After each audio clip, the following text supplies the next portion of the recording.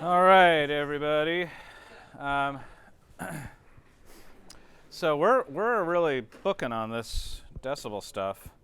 We're like a couple days ahead of schedule now, which is good because that means we can probably fit in the hearing tests as part of class, which would be nice. Which I will explain as part of today's lecture or conversation. I don't have to do all the talking. So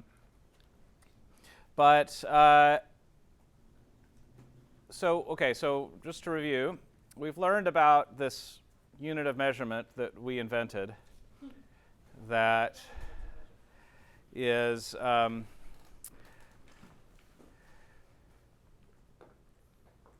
its most basic level is just a measurement of difference, right? Is a measurement of comparison, not of absolute values, okay?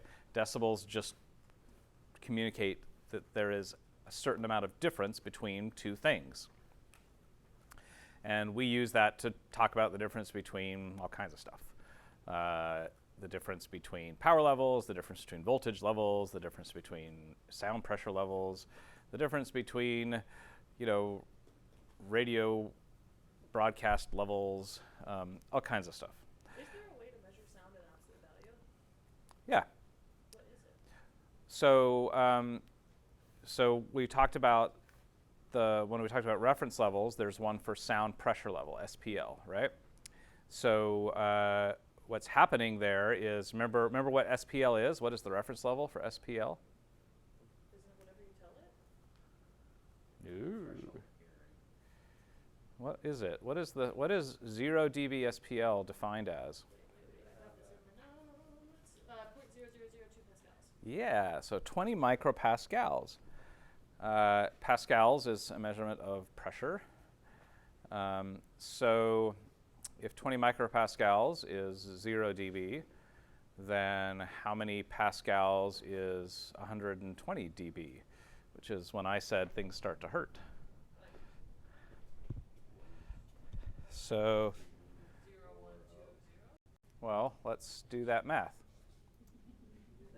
Those are two different answers. Yeah, there's a 2 in there. Okay, so the first thing we would need to know is the force ratio of 120 dB, right? Yes. So that would be 120 divided by 20. And then we do 10 to the power of that. So we get that number. Now remember, that's the magic number that you can multiply anything by, any force by, and you will get that value at 120 dB more. So we could multiply this by 0.002. Is that the right number of zeros? I have 3 zeros. 3 zeros, that's right. Hang on. 0.002 pascals. And we get 200. So 120 dB SPL is 200 pascals. So yeah, you could talk about it in terms of pascals, Okay. if you really wanted to. So this is the kind of crazy thing about dB, is that we've created this unit of measurement that is derived using logarithms and exponentials, so that we can avoid doing simple addition and subtraction on numbers greater than 3 digits. Yeah. That's what I'm saying. Don't be afraid of big numbers. Okay. Be afraid of the logs. But, sound people we are a special kind of lazy, right?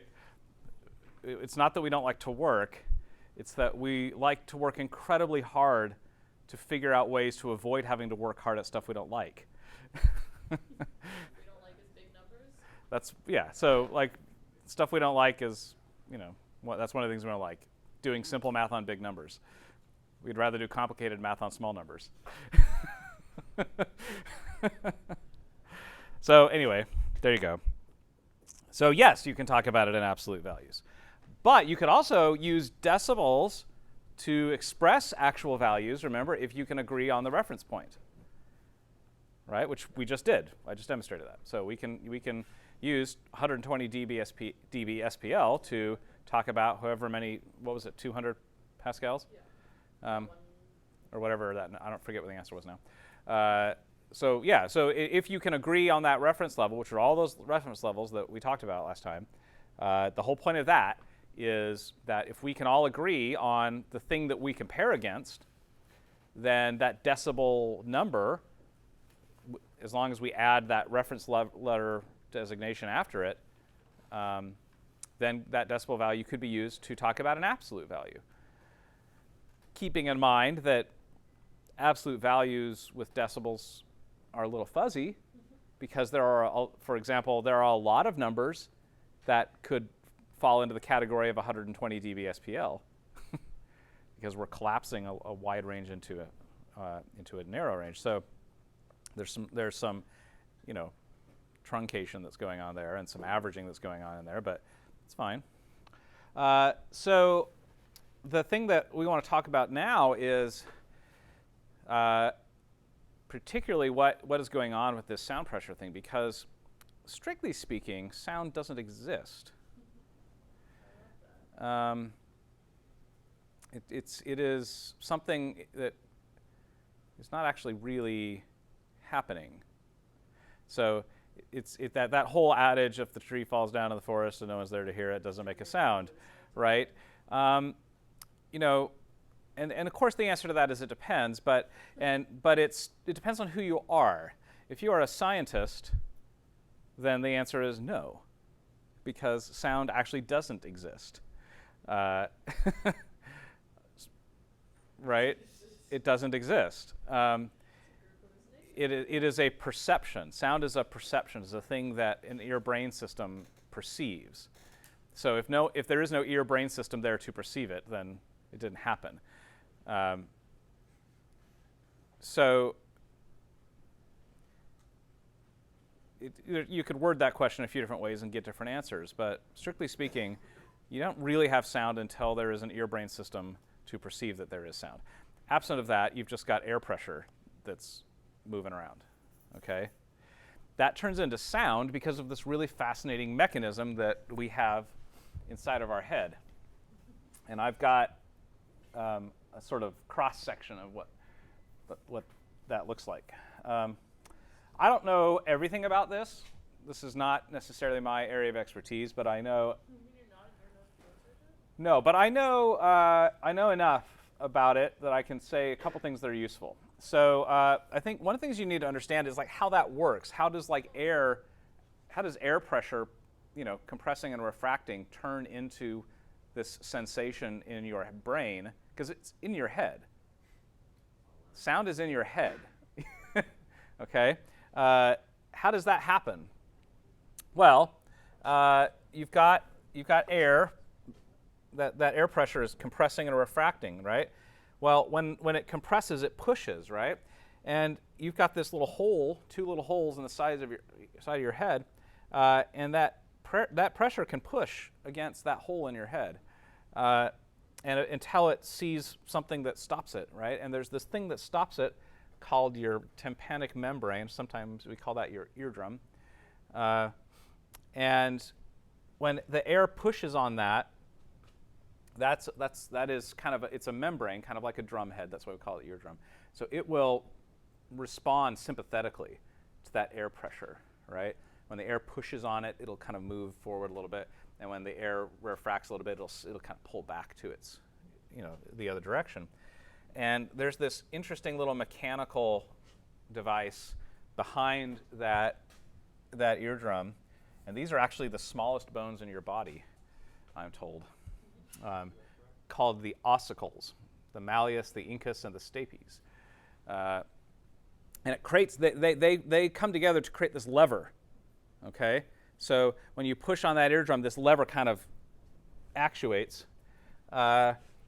And then there's something that happens that I don't entirely, and this is the part that I don't entirely understand, but that somehow excites this little piece of it.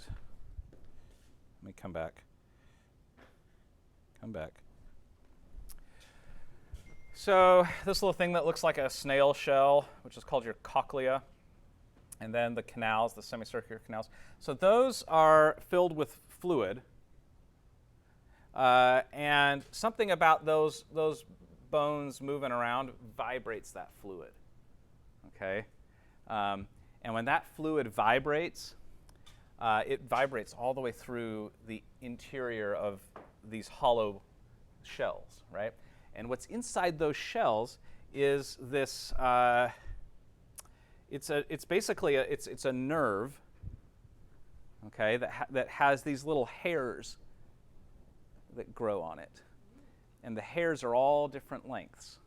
Okay, and depending on how that fluid is vibrating, different hairs in there will start vibrating sympathetically, and those hairs are connected to the nerve endings, and that sends a little electrical impulse to your brain that you perceive as sound. So that's what I mean, is like sound doesn't actually exist, like it's just in your head. Like there is this little electrical impulse that goes into your brain and you go, ooh, that sounds interesting, right? Or that sounds like anything. So that's kind of what's happening.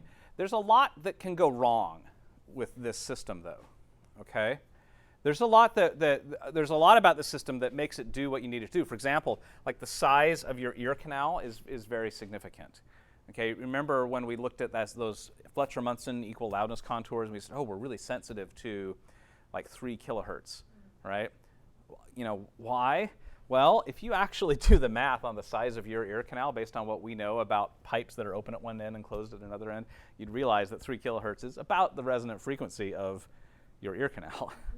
Okay, which is part of the reason why you're sensitive to it, okay? Just so happens that also is the frequency that contributes the most to intelligibility, which is our ability to communicate with each other and understand what each other is saying. So that's pretty cool. So that's you know, there's a reason that works that way. Now, some of the things that can go wrong here. You know, if that ear canal gets filled up with something, you know, gets plugged or whatever, then that affects how well that pressure wave can push and pull on your eardrum. So that would impact your hearing. That's what happens when you put earplugs in, right? Is you're just sort of like impeding that air pressure, so it's not allowed to resonate inside your ear canal, and then it doesn't push on your eardrum as much. Okay. But you know, you can poke a hole in that eardrum, and it does heal itself eventually. But you can do that. Some things that sometimes they can happen, like if you get a cold or something. This little thing called the Eustachian Tube, that's part of your sinus system actually. And so when you get a cold, of course your sinuses kind of get inflamed and full of crud and everything. And that's natural, like you're always going to have some sort of fluid up here, but that tube is there to kind of drain that out from behind that eardrum so that there is air back there. There's supposed to be air back there.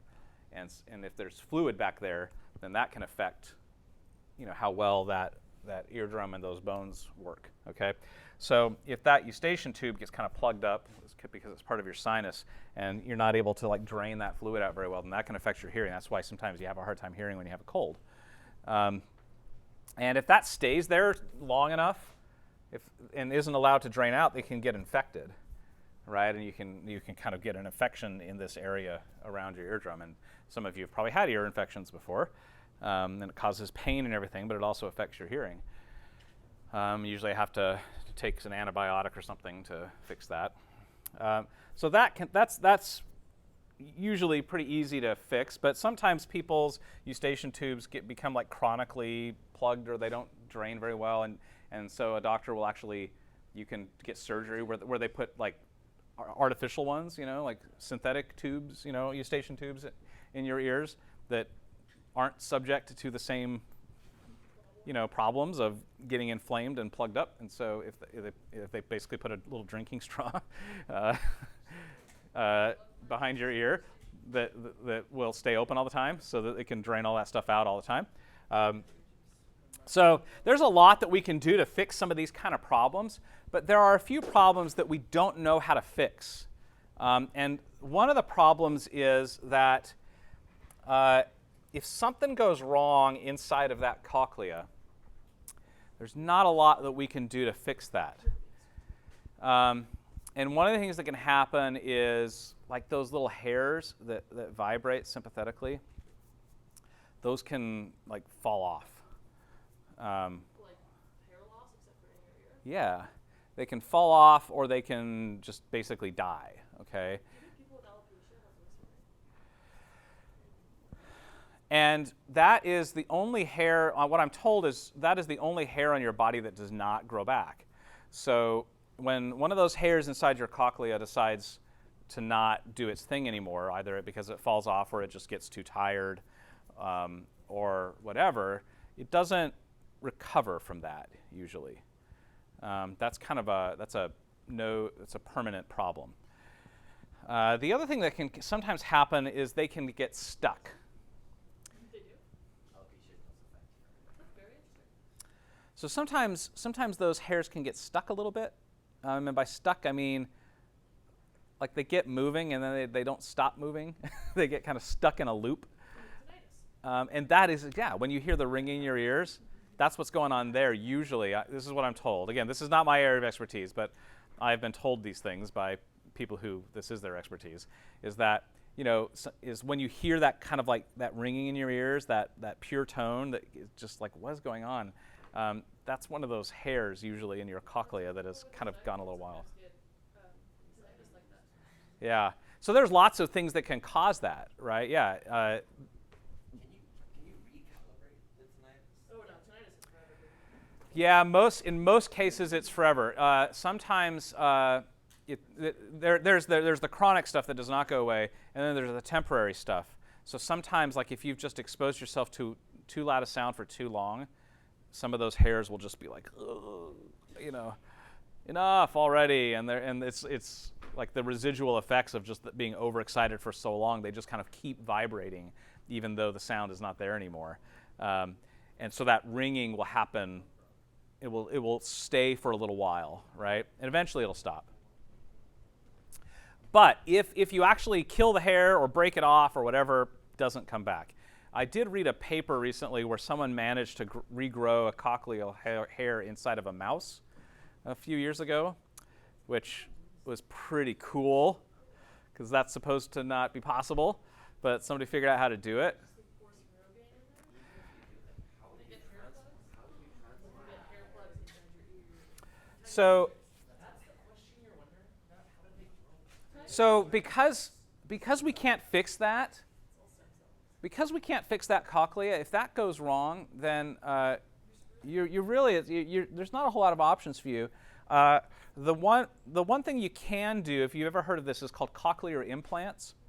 And this is a special kind of hearing aid that instead of just being a little microphone and a speaker that you stick in your ear, this is like a microphone that you stick on your head, and then the wire, actually they wire it straight into your audiovestibular nerve, as I understand it, to try to mimic those electrical impulses that the cochlea generates.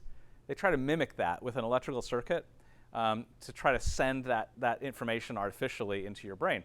And I have no idea what that sounds like, but I know people that have those, and they say, yeah, it's interesting. I mean, you know, it helps, right? It doesn't sound like things used to sound with my natural ear, but I can hear and I can communicate with people, and so I think that's fascinating. That's just a really cool piece of science, I think, that somebody figured out how to do. Okay, so any other questions about this? This sort of kind of makes sense? I think the main thing you want to know is that it is possible to break stuff in this system irreversibly, right? Like there are some things you can do to your hearing that are not undoable. You can't go to the doctor and get it fixed, okay? Some things you can take a pill and it'll go away in a few days, but there are some things that won't go away. There's just once you lose it, it's gone. So how do you lose it? What are the ways that you lose it? Noise. Well, sort of. The thing you need to know is yes, it happens with noise. We call it noise-induced hearing loss. Most of the times, there is some sort of genetics involved. There are some people who are genetically predisposed to things like hearing loss, and maybe damage to the cochlea and things like that. That maybe you don't do anything wrong and you could still lose your hearing, but you can't do anything about that at all. If that's going to happen to you, that's going to happen to you, and you can't do anything about it. But the thing you can kind of do something about is the noise-induced hearing loss, it's very, very rare that a single loud event would kill your hearing forever. Okay, because your ear-brain system has some defense mechanisms to deal with that kind of stuff. So there are those little bones, those ossicles in your ear, they have muscles that attach them to your head. And those muscles will contract when really loud sounds come so that the bones don't move quite so much, and that's to help protect your cochlea, okay? So there are defense mechanisms built in for, like one-offs, so it's, you don't have to be like terrified of every loud noise that you encounter in your life. Of course, protect yourself as you can for that kind of stuff. But one event in and of itself is not going to destroy you. Hearing loss, noise-induced hearing loss, is something that happens over a long period of time. It's, one bad single second of your life of a loud sound is not going to destroy your hearing, probably. But a lot of those over many years will. And part of the dealing with this and combating this is seeing it coming before it happens. Now, here is something that you all need to just come to terms with right now. You are probably going to lose some of your hearing. It's an occupational hazard of doing the job that you're wanting to do, right? If your job is listening to things for a living, you're going to expose your hearing to a lot of stuff, right? So you're probably, in your later years of life, hopefully after you've retired, you will probably have experienced some hearing loss. So the goal here is to ideally hold that off until after you've retired, right? That's the goal here. The goal here is not necessarily to stop it from happening. That would be lovely. Probably not in the cards for any of us. We are probably going to lose some of our hearing. But you want to try to make it happen slow enough so that it doesn't get really bad until after you don't have to, after your ears don't need to be at their best game. So what you need to do is get it tested regularly. Here are two of my hearing tests. This is me. This is my right ear in 2007. This is my right ear in 2016. I am very careful with my hearing. I have earplugs for every occasion. And you can see there's 9 years in between here. And what is happening here is you have frequencies over here on the horizontal axis and actual decibel levels here on the left. The zero is sort of, I'm not sure what that reference point is. I'm not an audiologist, I don't know what it is. But what this is, every time you see the dot is placed on that vertical scale relative to that 0 point, whatever it is.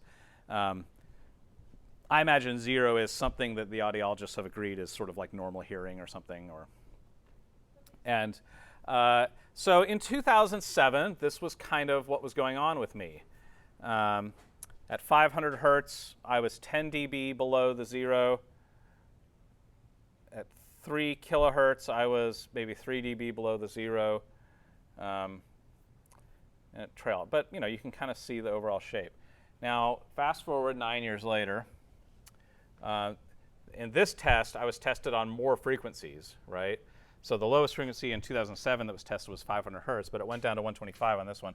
So if you look at the 500 hertz, I'm still down there at the 10. You go to 1 kilohertz, still down there at the 10. You go to 2. You know, here, according to this test, I was all the way up at the 0. But in 2007, I was maybe a few dB below.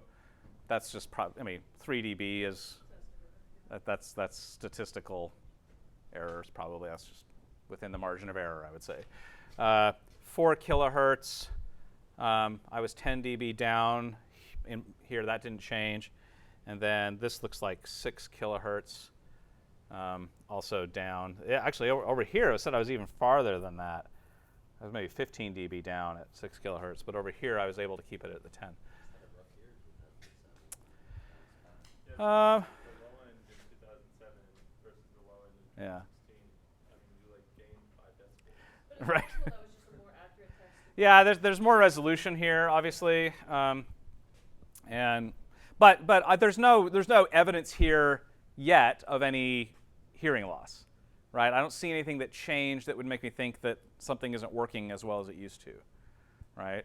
There's slight differences, but it's not like, oh wow, he really screwed something up, okay? But that's what you're looking for. You want to take these regularly, and if you start seeing something happen, you say, oh, okay, well, first you should just know that, right? Know that you don't hear this frequency as well as you hear other ones, and then maybe take stock of what you've been doing since the last test and say, okay, is there some way I can change my behavior to slow this down? Because I don't like where this is heading. Because if you don't do anything, this is where it ends up eventually, okay? This is an example of an audiogram of someone who has some noise-induced hearing loss, okay? And what you notice is that it's not that you can't hear, right? I mean, like these low mid frequencies are fine. It's the high frequencies that you lose. That's what happens. You lose the high frequencies, which in the high frequencies are the ones that allow you to understand what people say. And so that's why your grandparents are always like, what? What are you saying? They know you said something. They heard you. They just didn't understand it, right? Because they're not hearing those high frequencies very well. You don't want to be here. You don't want this to be your situation when you're trying to get paid for doing work that involves you listening to things, okay? But this can happen to you. It happens to many, many people. I have seen people in their 20s whose hearing looks like this. Maybe not quite this dramatic, but close. And that's a real bummer. A real bummer, because you're in for a long life of that. So how do you avoid it? Because remember, you can't fix this. Once this has happened to you, it's too late to change your behavior. Right? It's like it's done. It's over. You can't undo this problem. You can put hearing aids in that have an EQ curve to them that amplify those high frequencies more than the low frequencies, and that can help, but it doesn't fix the problem. It certainly is going to be problematic for you professionally. So there have been some studies that have been done, mostly by occupational health and safety organizations, to develop some guidelines for how that you can use to try to protect yourself. One of them is from OSHA, and the other is from so OSHA is the Occupational Safety and Health Administration, I think, is what the A stands for. And then the other one is NIOSH, and that's the National Institute of Occupational Safety and Health. There's a difference between these two organizations. OSHA is a regulatory agency, okay? In other words, they make rules that people have to follow, businesses that employ people, okay? They make safety rules that you have to follow.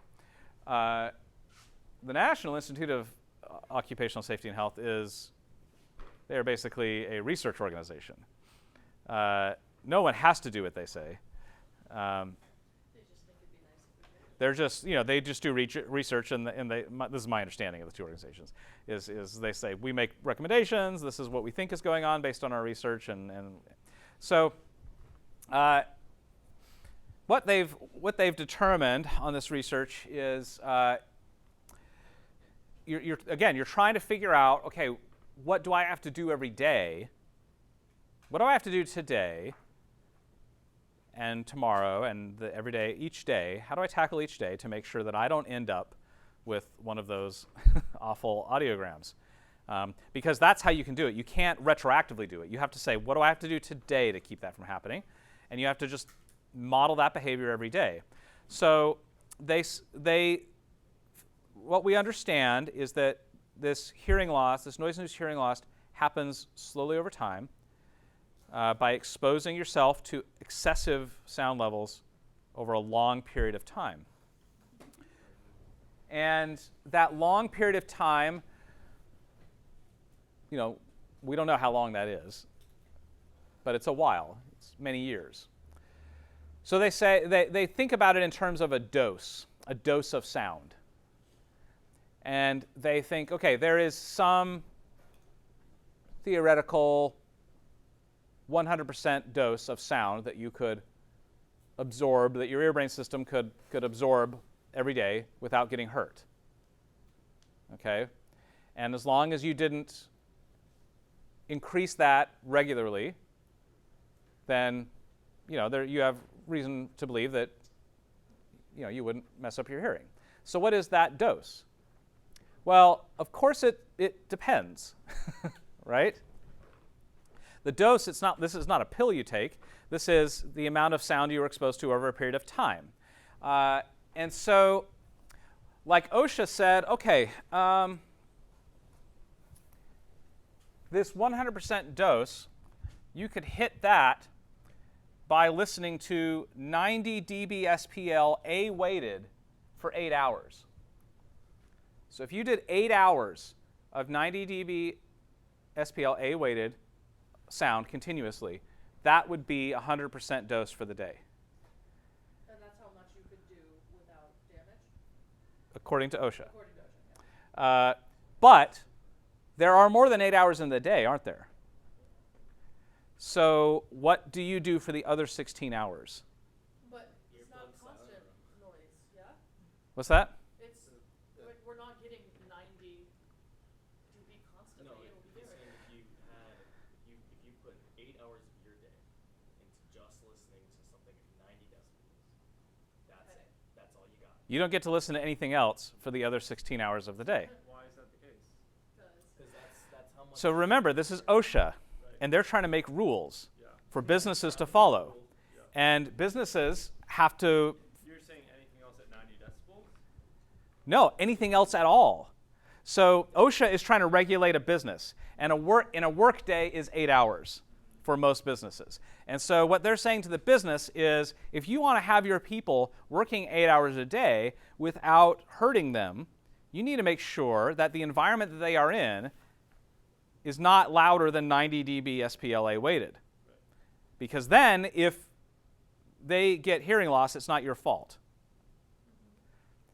That's the rule you have to follow. But if they do that, if they go right up to that line and put you in a factory that is shooting 90 dB SPL A-weighted sound into your ears for the entire 8 hours of the day, they have 100% dosed you with sound for that day.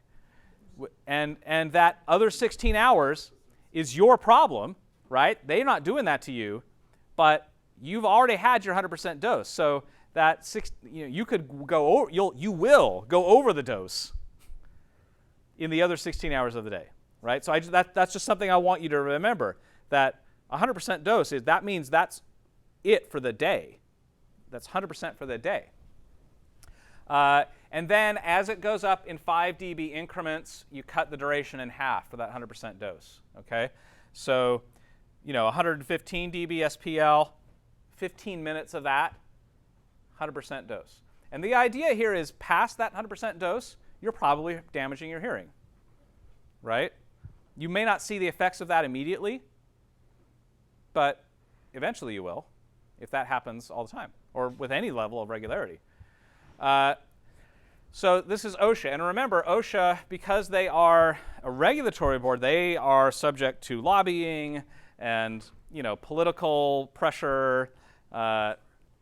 And So, you know, like an organization, a lobbying organization that represents, you know, businesses that are trying to earn a profit, they could lobby Congress to make OSHA change what they're, you know, it's a little weird there. So, This isn't necessarily the actual true.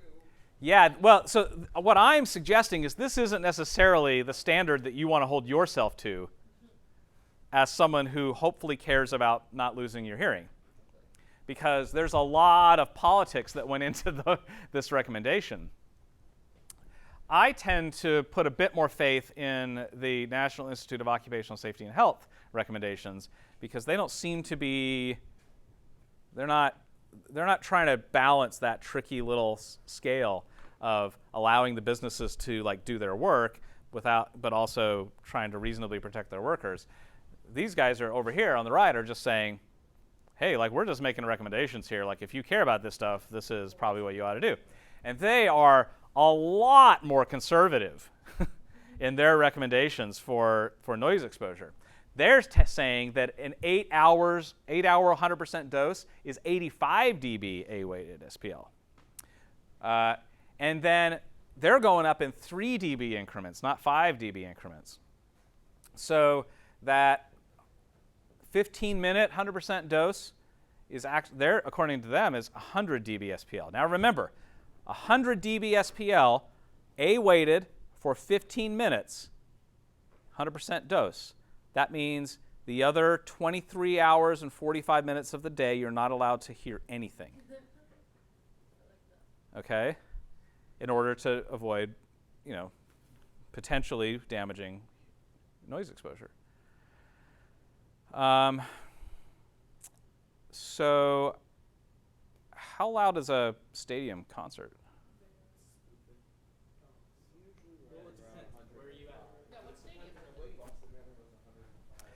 Yeah, it's somewhere in this range usually, that 100 to 110, depending on the organization.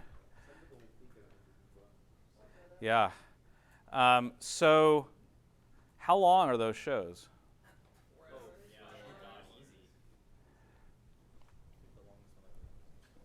So there's actually no way, I mean, they're longer than 2 hours.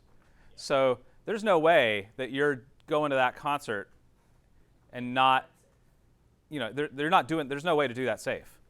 But how Right. much damage are you doing? Yeah, and it depends on how often you do it, right? Yeah.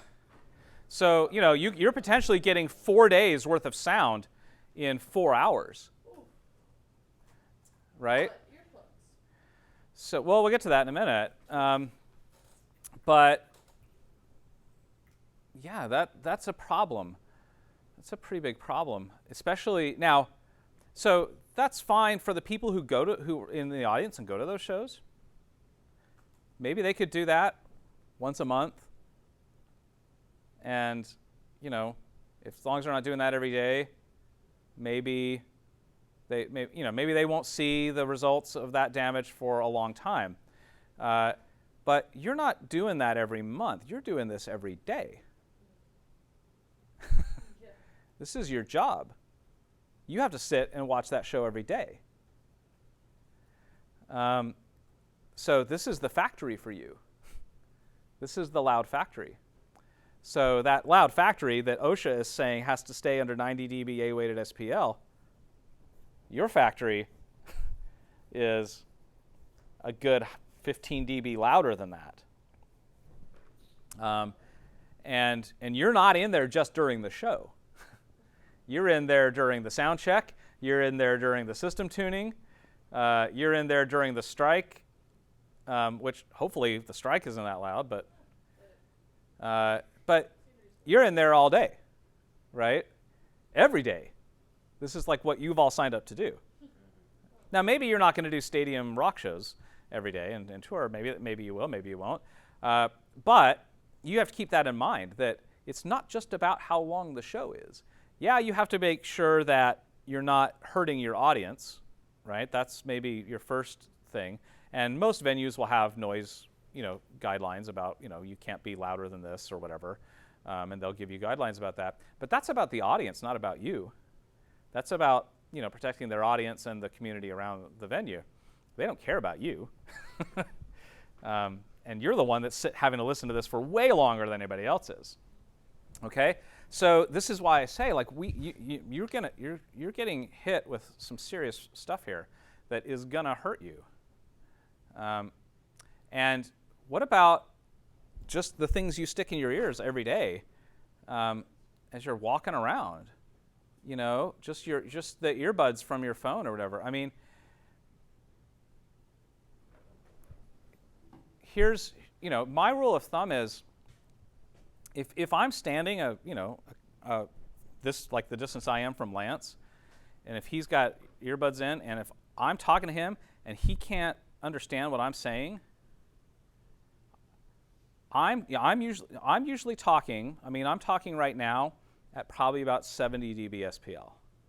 Okay, at Lance, give or take 5 or 6 dB.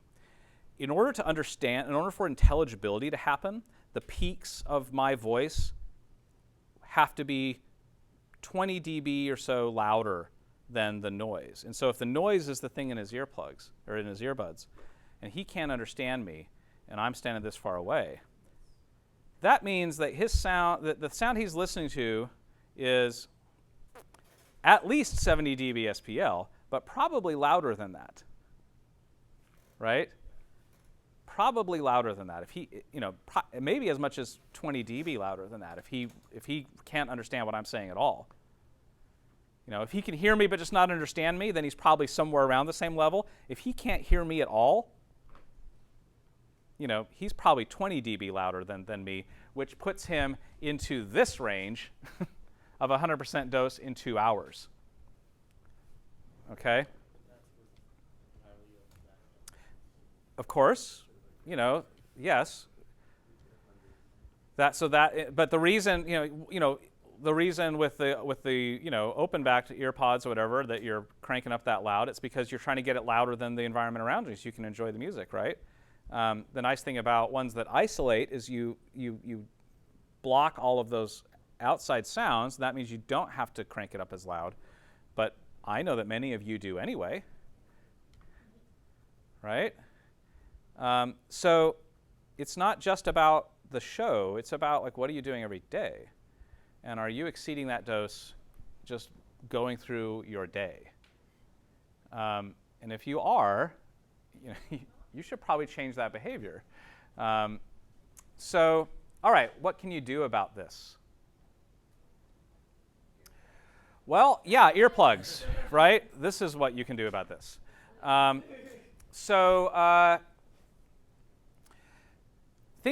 go back to the big stadium show that is 100, let's be generous. Let's say they're 100 dB SPL, okay?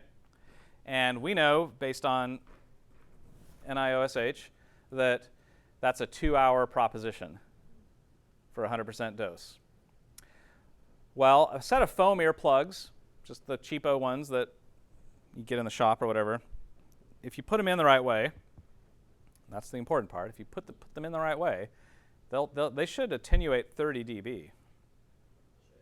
So that'll take you down now to where?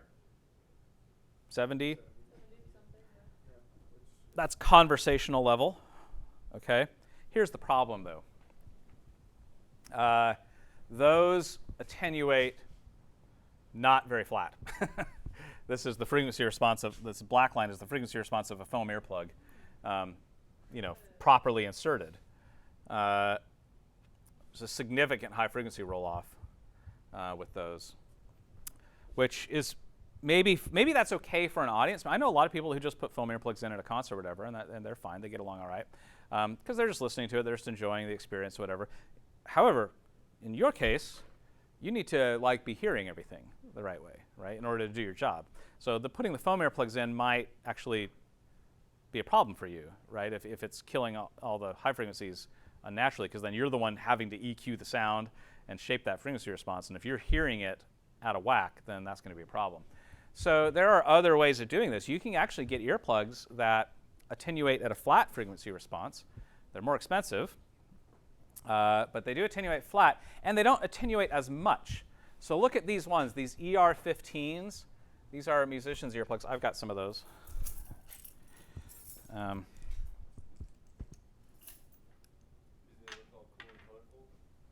These are mine. I have a red filter for the right ear and the blue for the left ear, so I can keep them straight. But this filter is the thing that goes over the earplug, and that's what this does. It's a 15 dB filter that actually attenuates almost flat all the way across the frequency spectrum of 15 dB. So when you're thinking, well, 15 dB, that's like hardly anything. Okay, let's go back to our concert, our 100 dB concert. That takes me down from 100 down to 85. Now, what were we saying? What was 85 according to OSHA? That's your whole workday. Oh, yeah, no, that. Right? You're good to go. You're not even on the chart for OSHA if you do the. So that 15 dB is the difference between being able to work all day or not work all day without hurting yourself. Okay? So that 15 dB is enough to make a difference, to put you into the safe zone. And you can actually get different filters for these. You can get a 9 dB filter or a 25 dB filter. They're not as flat as the 15 dB just because of how they have to make them, but they're more flat than the foam earplug. I have a set of 9s. I don't use them very much. Because actually the high frequencies it's the same with the 9. It's really just the low frequencies that get a little bit louder, and it doesn't really make a big difference to me. So I like the 15s. I use them quite often, pretty much every day. I wear these in the car when I'm driving like a long ways, right? You know, if I'm just driving from home to here for 5 minutes, no big what. But if I'm in the car for an hour, that's a loud environment actually on the freeway.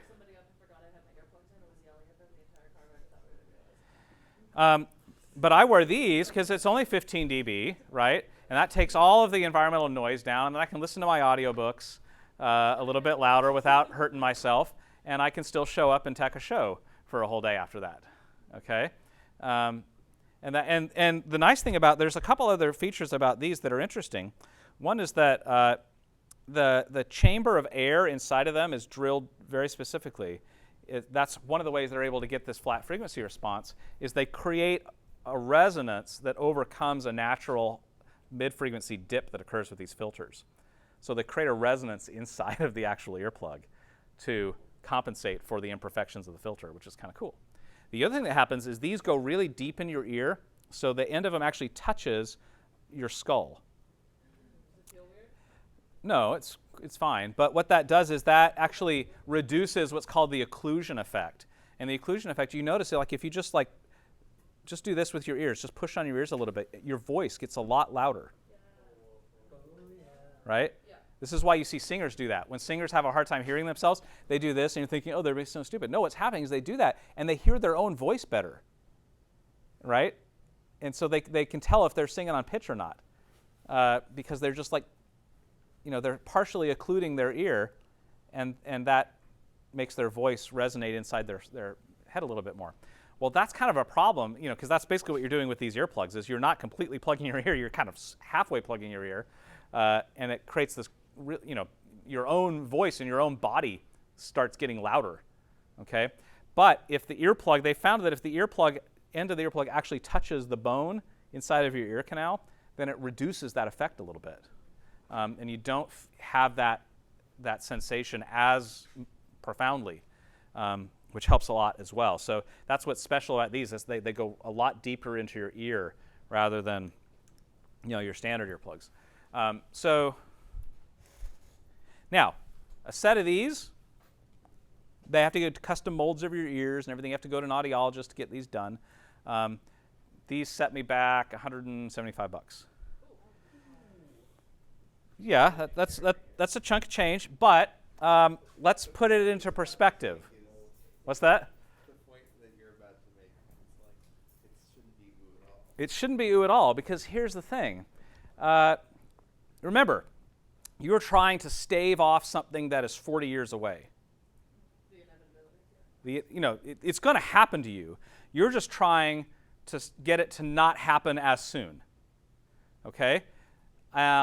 Hopefully before you retire. Now, when do you imagine you'll retire? Do I imagine I'm going to retire? When do people usually retire? Looked up and lately. It depends. Just in general, like you're not like I'm done. I'm not going to work anymore. Like 65, 70. Yeah, these days it's getting closer to 70. But let's say OSHA standards only allow for 40 years of work from Monday to Friday. right. So let's just say 60, just for fun, okay? Because you're in your 20s right now.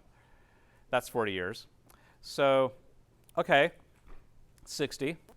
Let's say you don't take care of your hearing, and it starts being not useful to you at 50. Then I teach. Okay? Yeah, but you still have to use your ears. I mean, I still have to use my ears. So if that happens to you, then that's 10 years that you don't get to do your job. Okay? How much do you think you're going to make a year? Honestly, Well, no it idea. depends. You know, I would suggest, if you average it out, How much do you make a year? I make about $80,000 a year. Closer to 85 now. With all that, and that's the whole package, right? That's, the School of the Arts does not pay me that much money. But there's that, plus all of my extra stuff I do and everything, about $85,000 a year. It hasn't always been that. I mean, I slowly have ticked up to that over the years. And that's, I imagine later I'll make more than that. So you tend to make more money the longer you go.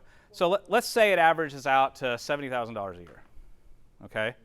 Let me diffuse you all of something just right away. You're probably not going to be rich. Okay? Like, I know there's this thing goes around in DMP that, like, we say 95% employment rate, and then we have all these, like, profiles of alumni on the website, and what you all hear is, I'm going to be rich. You're not going to be rich. Okay? Listen, the vast That was not part of the plan. the vast majority of those 95% people are just working stiffs. They're just people who got a job. And they got a family and a mortgage and, health insurance and all that kind of stuff, but they like what they're doing and they've got a job, right? They're not rich. They just have a job, okay? You're probably not going to be rich, okay? So $70,000, that's reasonable, okay? You're not going to start out at $70,000. Statistically speaking, students coming out of here are making $50,000 5 years out from school, okay? My brother got 112 every year straight out of school from So- Amazon. So that's the average. Let's sell our souls. Okay, so that's the average, but let's say, at 5 years, but let's say $70,000. At $70,000 for 10 years, the 10 years you don't get to work, $700,000. That's a mortgage. So maybe you're losing $700,000 right at the end of your career. Because you wanted to go see Post Malone in front row. Yes, okay. Or you could spend $170 right now and get some decent earplugs so that you don't kill your hearing 10 years before you retire. Okay? That's worth it, I think. I think you should just make tuition $170 more expensive, and like on the first day when you get like Yeah. your hard hats and Well, I like your how it is that way. fit test, My you student get your loans ears are done. big. That'd be a good idea. So, Can I take Yeah. my student loan for bougie earplugs? well, there are some other options we'll talk about in a second here. So here's the important thing about earplugs. The most important thing. If they are not comfortable and if they don't sound good, you will not wear them as often as you should. Okay? So that is the important part. Having them, whether you have them or don't have them, is not the point. It's whether or not you will wear them that is the point. And you want to make them as desirable as possible to wear so that you wear them as often as possible. So if you can make them comfortable and make them sound good, you will wear them more. If they are uncomfortable and don't sound good, you will, loathe putting them in your ears. And that is the absolute opposite attitude that you should have about them. So this is why you might want to spend a little bit more money on it, because you want to wear them. I have no problem putting these in. I'll put them in anytime. I'll put them in now if you want. I can teach the rest of this class with these things in. Wouldn't bother me the least bit, okay? Because they are custom molded to my ears. They're comfortable. They don't hurt.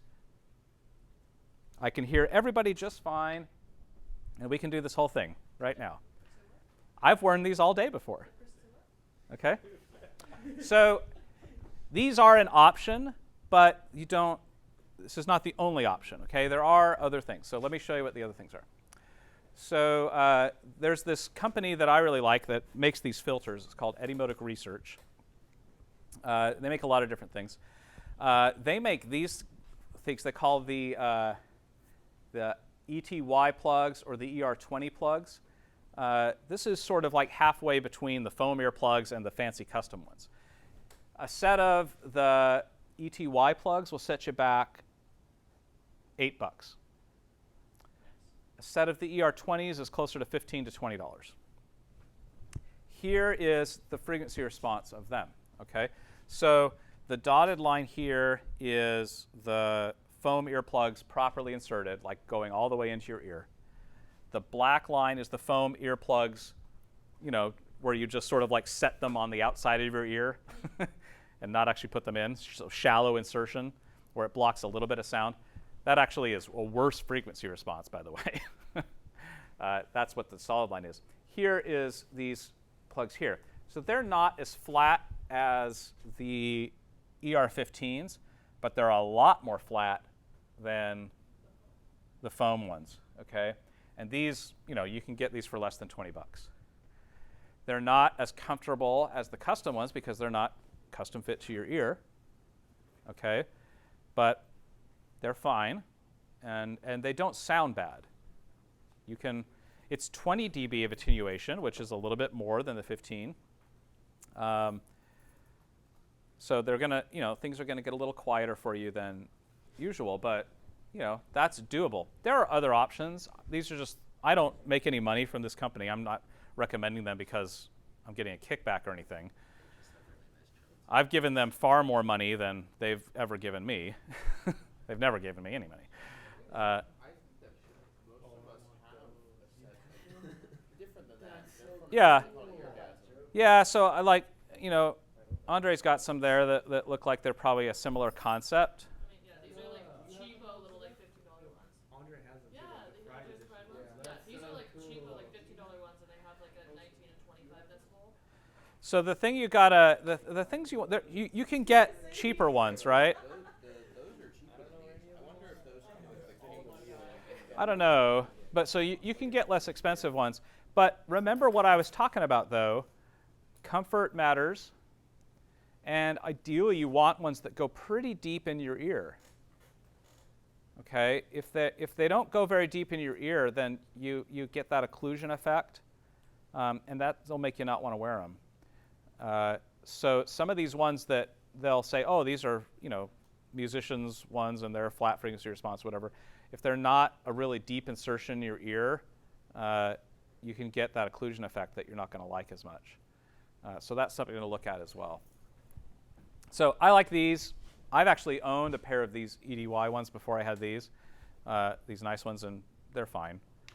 I don't particularly like the flange tip like this.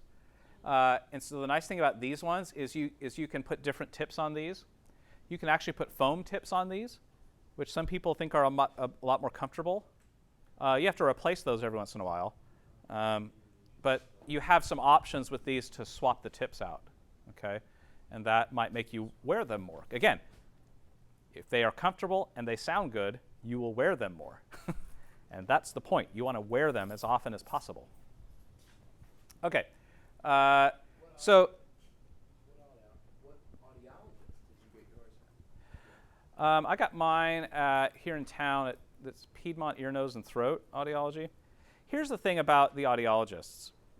Most people go to the audiologist after they've already destroyed their hearing. And so most audiologists, like their experience and their skill set is about helping people with that problem. They don't have a whole lot of experience helping people that have not destroyed their hearing yet.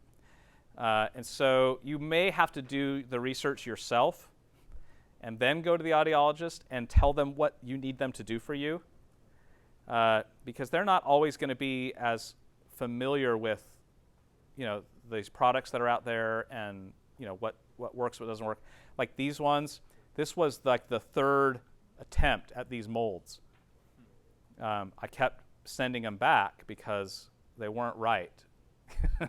They weren't doing the thing I needed them to do, and and she thought that she'd done it right, and I'd say, well, no, it's not. Like it's touching this part of my ear, and that's not comfortable, or this isn't going in far enough. It's not, and the whole point is that I want these to be comfortable and sound good, so I will wear them, and I won't wear them if they're like this.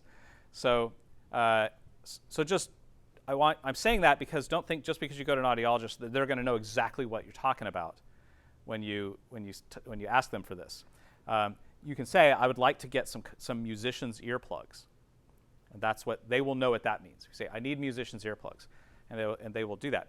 But you need to figure out what you want that to look like. For example, I've learned that I like these ones that they can build them out so that they actually go into your whole ear like that. I had some like that, and I didn't really like that. So I really wanted short ones like this that, where it would just barely stick out of my ear. The problem is I've got really small ears. And so it was really hard. This is why I kept sending it back. It was hard for them to get this just right, just the right angle, so that the edge of the filter wasn't touching the inside of my ear, because that is uncomfortable and it changes how it sounds. So it took them a while to get that right, and that was something that I realized I wanted it that way. Like I didn't want one that was built out and sticking out of the side, because then if I laid my head down on something, it would hurt. Or and they're not always going to know that those things are important, okay? Because they don't have as much experience, ordering these and making these. So you don't be afraid. They usually will give you 30 days or 60 days of, sending it back and trying again, sending it back and try it again. So don't hesitate. If you decide to go this route, which I would highly, highly recommend, if they come in and they are at all not right, like if there's anything about it you don't like, just say, can we try this again? Send them back and try to tweak this part of it, because it costs you nothing. They don't charge you extra to do that. But if you say, oh, I'll tough it out, I'll try it for a few weeks and see, it might take you a couple of tries before you get what you want. And if you wait 3 or 4 weeks before you start trying to send them back, you're going to reach the end of your 30 or 60 days before you've got what you want. Okay? So my recommendation is the second they stick them in your ears, if there's anything at all wrong with them, you just say it right away. Right? Or say, I'm going to take them for a day and come back or call you and whatever it is, but just be aggressive about that. There was something, or I think it's Occlusion that started doing laser scanning, mostly because of the IEM product that they made. Right. But then they carry that to the earplugs, and Yeah. it's more accurate. Yeah, so the audiologist is going to fill your ear full of this foam stuff that then hardens, and they take it out and they send it. So there's various ways of doing it. But here's the part I want to drive home is this is with the ER15s, only a 15 dB attenuation. The cheaper ones are 20 dB flat. But here's what happens. According to the NIOSH, you could be in an environment that is as loud as 94 dB SPL, which is pretty loud. That's really loud, actually. But that would be safe all day with only 15 dB of attenuation. No problem. And actually, even at 97, that's still safe. I didn't make that part green. But you could be in 100 dB SPL with only 15 dB filters, and that would be your 8-hour workday. Right? OSHA is a little bit different because, they're they're not as conservative with their recommendations, but yeah. So that's the main idea here. So as I say, I would highly recommend. I know they're expensive, but I would highly recommend it. I think it was like $175, and that's all inclusive. Like that includes the appointment and everything. Like there's like $170 out the door, with as many times as and that includes all the times you have to go back and get remolded and everything. Like there's no charge for extra visits to redo and re-get them. You know, it's like $175 flat thing, and within 2 months you're walking out the door with something that is right. You know.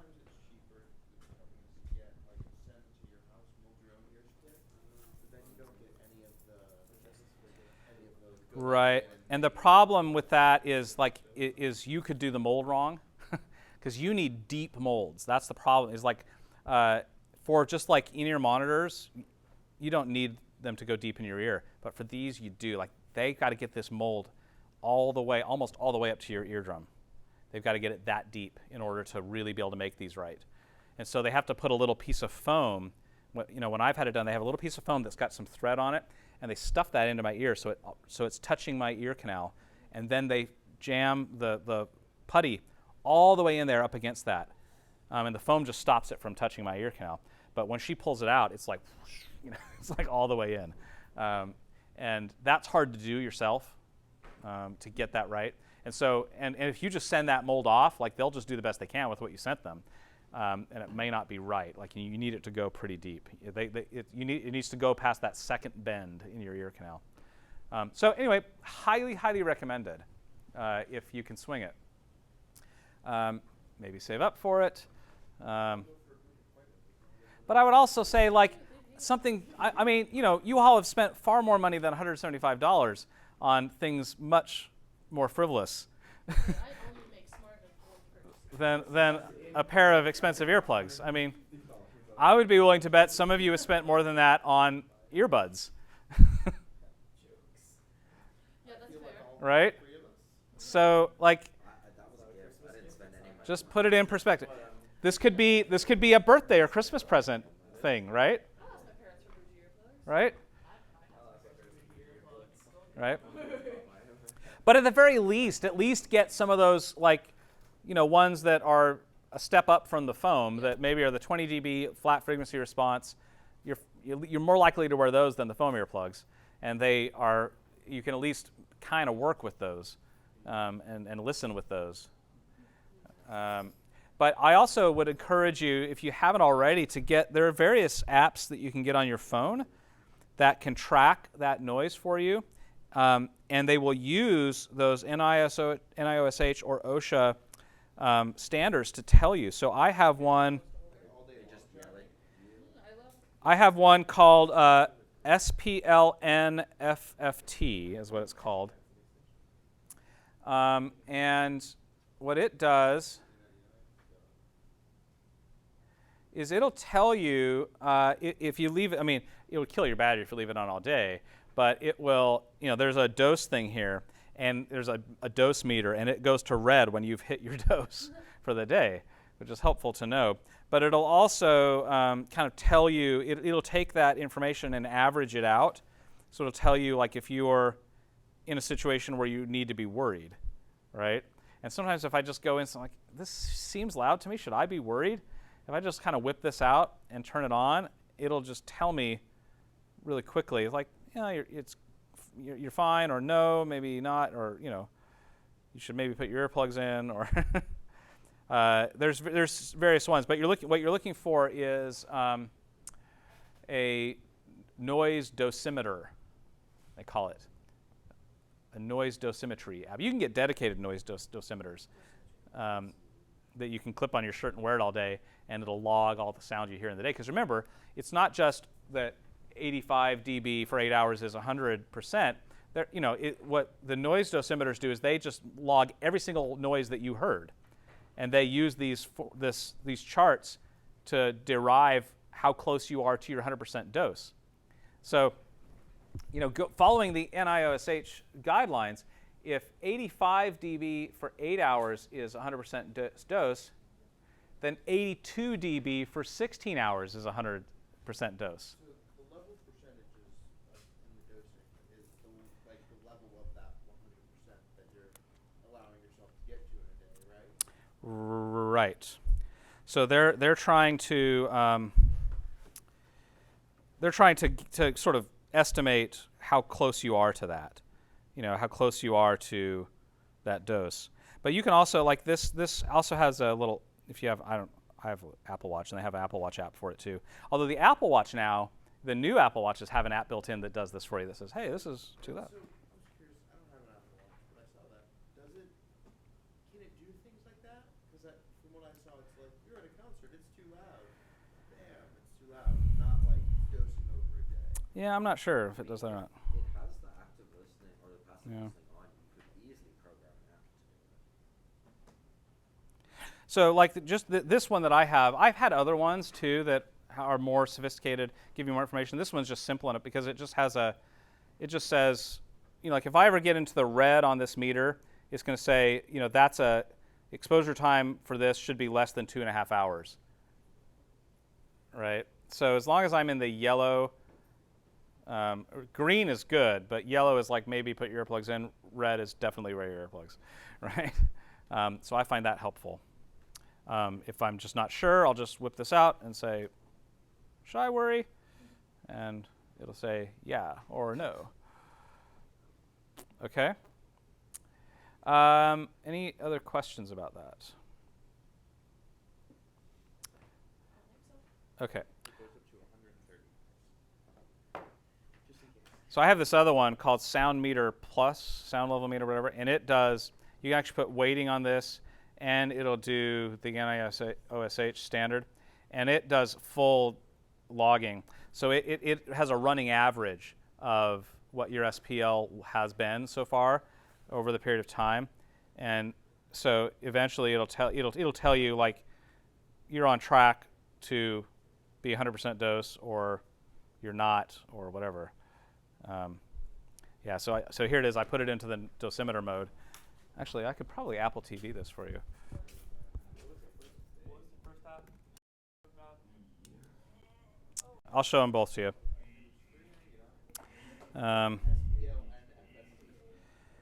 Let's see. Let's see if this will work. I've just always been curious about how accurate calibration is. I mean, accurate enough. Okay, so here is the sound. This is sound level, what is it? Sound meter. They call it sound meter. I used to be sound meter plus, but now it's just sound meter. So this is just SPL meter, but if you click this little button on the bottom right, it turns it into a noise dosimeter mode. So here it's using the NIOSH settings, which is what I put it to, but you can switch it to OSHA. So this is OSHA, this is NIOSH, and it's telling me this is based on what's happening right now. If what's happening right now is what you do the rest of the day, you will be at a almost 3% dose. Okay. And in the longer I let this run, that number will get more and more accurate, okay? Because obviously you're not going to just let it run all day. You really just want to know, if I'm in this situation for very long, should I be worried? And it'll tell you, just let it run for a few minutes. And it'll say, yeah, if you do this all day, you're fine, or if you do this all day, you're not fine. Yeah, it'll kill your battery. It's not continually going. So I reset it. Just to start over. Yep, now that it's Yeah. So there's a company that works with Smart. Mm-hmm. It's 10easy. So Smart just released a bunch of new features for SPL tracking across shows. Yeah. But there's a company called 10easy that makes purpose-built hardware for measuring Yeah. noise in factories. Yeah. It's so expensive. So Eddie, It's like how much are employers trying to ride the line of what is Right. Very. acceptable? they're trying to get as close as possible, right? So, because it costs them money to make things quieter, right? So, but like Eddie Modic makes noise dosimeters. It's like $150, and it's the thing you clip to your pocket, and it does the thing.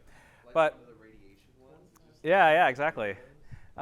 So this is the sound that whatever sound meter plus whatever. The other one is this one, this PLN-FFT, which looks like this. And this is just, it doesn't do like the strict noise dose. It does have this little noise dose meter here, which, you know, you can pull up and it'll tell you about it. But I just like this because it just has this quick little meter, and it gives me these little clues of, you know, if I ever hit that too loud noise exposure time limited, that means probably put your earplugs in for this. You don't want to be in that all day. So I find that helpful. And it has a watch app, too, that you can log as well. Okay? All right, so I think we have class on Monday. Yeah. So we have class on Monday. So I think what we'll do is I'll get my equipment from my office, and we'll give you all hearing tests on Monday. Okay? We'll see what the damage is. All right? They're a little bit more expensive. For what? For one of the SPL. Yeah, look at the Eddie Modic ones.